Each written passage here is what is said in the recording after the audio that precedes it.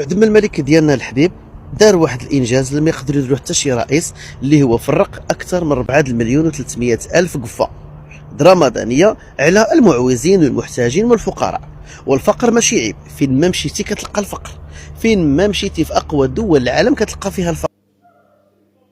قبل كلش لو شيان يالك لابو انت هو نتبعوك. حنا ماناش نحسبو الفقير ربي يفرج عليه ويعطي له واش يتمنى، بصح على حسب كلامك انت اللي راك ديما دابك داب الجزائر. نحكي معاك انا بزوج كلمات فقط ما نزيدلكش.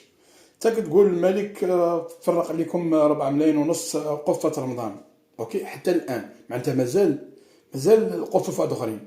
معليش حنا نحبسوا في 4 ملايين ونص. 4 ملايين ونص لنفترض ان العائلة فيها اب وام طفل وبنت،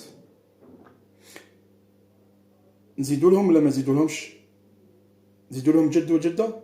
فو با نقتلوهم، بصح معليش نزيدوا لهم غير واحد برك، نقولوا جد، العائله الاخرى فيها جده و صافي 5. شحال هاك غير هنا برك كدور في 20 مليون. 20 مليون فقير يا كارثه كي تحكي هكا. حنا قفة رمضان في الجزائر والحمد لله يا ربي يمدوها المحسنين، والدوله تمد الصح المعوز هذاك دارت له قفه يحدي القفه تاعو بصوصه وحطها، والحمد لله يا ربي. مائدة رمضان اللي تشوف فيها فقط شهر رمضان كامل كاع المدن الجزائريه، وبلا ما نمنو بلا ما نزيدو، والحمد لله يا ربي.